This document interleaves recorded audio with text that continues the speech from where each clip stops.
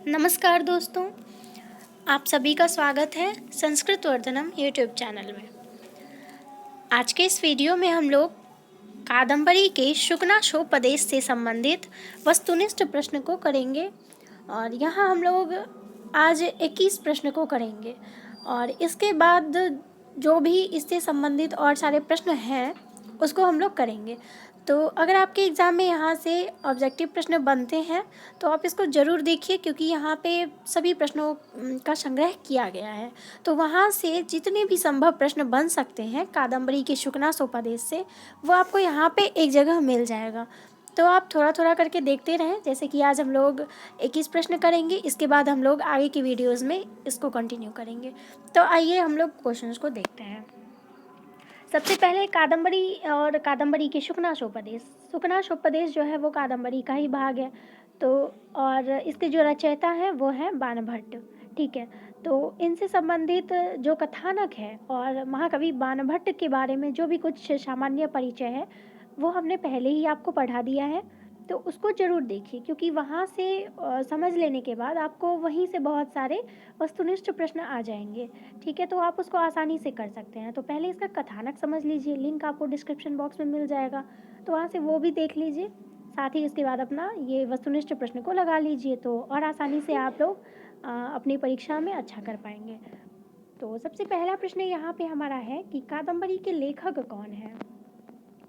ठीक है, तो कादंबरी के लेखक आपका ऑप्शन दिया हुआ है बाणभट्ट, शुभंधु, गुणाढ़ या फिर क्षेमेंद्र। तो कादंबरी के लेखक जो है वो है बाणभट्ट।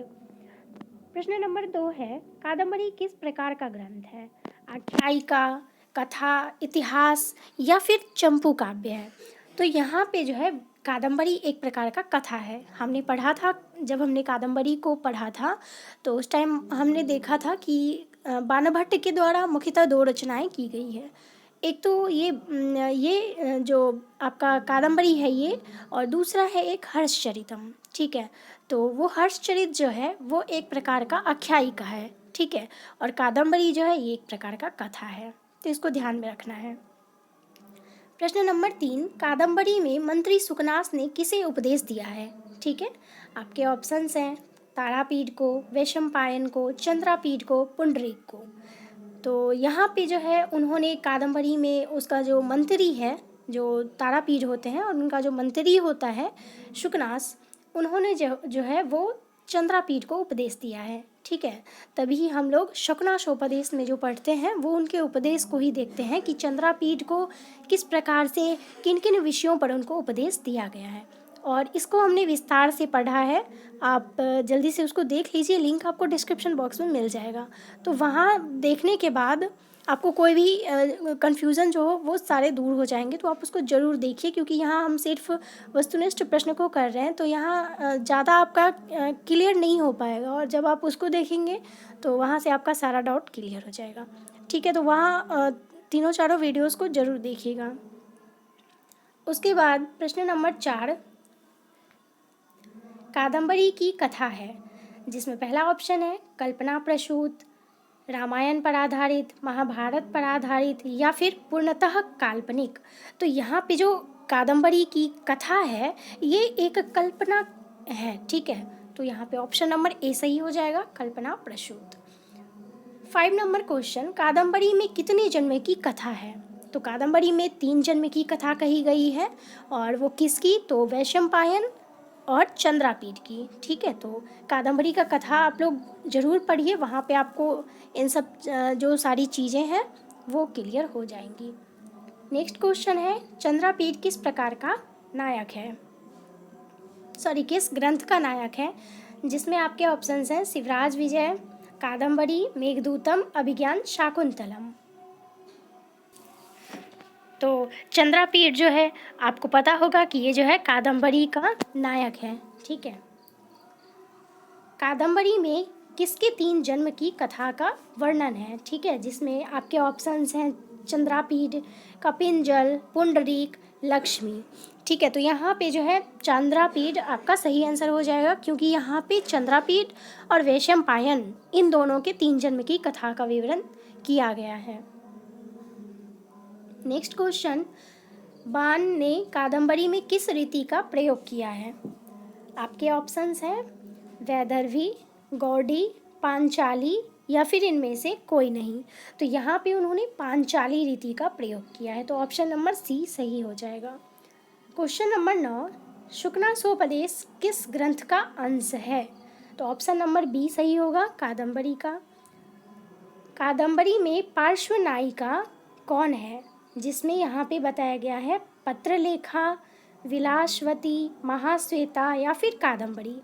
तो देखिए, अगर यहाँ पे हमसे सीधा नायिका पूछा जाता कि यहाँ पे नायिका कौन है, ठीक है, तो हम लोग कादम्बरी को लगाते क्योंकि इसकी नायिका कादम्बरी है। लेकिन यहाँ पे पार्श्व नायिका पूछा गया है तो यहाँ पे महाश्वेता हो जाएगा, जो कि कादम्बरी की सहेली थी। ठीक है, तो 10 का ऑप्शन नंबर सी सही हो जाएगा। इसके बाद है कादम्बरी और हर्षचरितम में बाण ने किस देवता की स्तुति की है, जिसमें ऑप्शन है शिव, विष्णु, इनमें से दोनों या फिर इनमें से कोई नहीं। तो कादम्बरी और हर्षचरितम में बाण ने जो है वो शिव और विष्णु दोनों की स्तुति की है, तो यहाँ पे ऑप्शन नंबर सी सही हो जाएगा। प्रश्न 12, कादम्बरी का प्रमुख नायक है, जिसमें आपके ऑप्शंस हैं शूद्रक, तारापीड़, चंद्रापीड़ या फिर वैशंपायन। तो वो है चंद्रापीड़, तो ऑप्शन नंबर सी यहाँ पे सही उत्तर हो जाएगा। उसके बाद कादम्बरी एक सुंदर उदाहरण है गद्य काव्य का, पद्य काव्य का, मिश्रित काव्य का या फिर इनमें से कोई नहीं। तो आप सभी जानते हैं कि कादम्बरी जो है वो एक प्रकार का गद्य काव्य है। उसके बाद बाणभट्ट की शैली की प्रमुख विशेषता कौन सी है? कांता संमित उपदेश, अलंकार प्रधान, दोनों का सम्मिश्रण या फिर कोई नहीं।